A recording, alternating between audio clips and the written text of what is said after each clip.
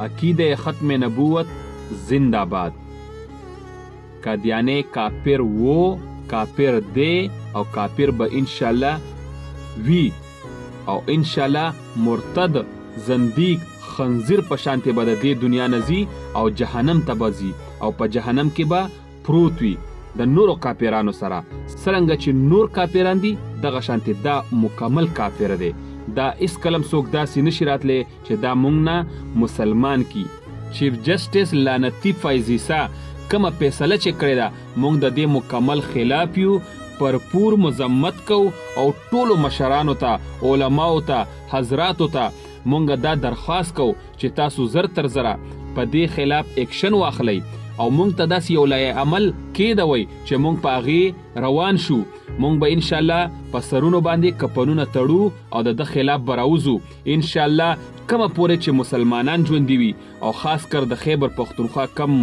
پښتانه ژوندي وي نو انشاءالله قادیانی مونږ نه مسلمان کولی نشي په آئین کې، نه انشاءالله په آئین کې مسلمان کولی شي او نه همداسې او نه مونږ له دا اجازت ورکو چې دې به راځي او برې راست به خپل دعوت تبلیغ چلی. بالکل قادیانی کافر وو، کافر دی او کافر مرتد به د دې دنیا نه ځي.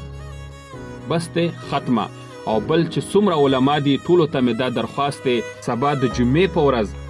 په دغه عقیده باندې په ختم نبوت باندې تاسو برپور خبره وکئ او عوامو په ذهنونو کې دا خبره کینوئ، عقیده پکې کینوئ او ورته ووایئ چې یاره دا طریقه دا لای عمل به کول غواړي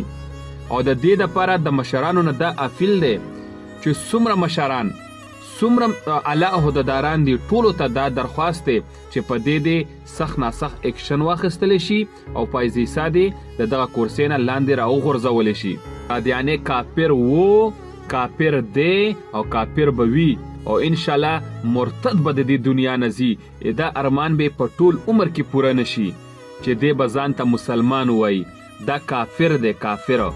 مونږ د دې فیصلې مکمل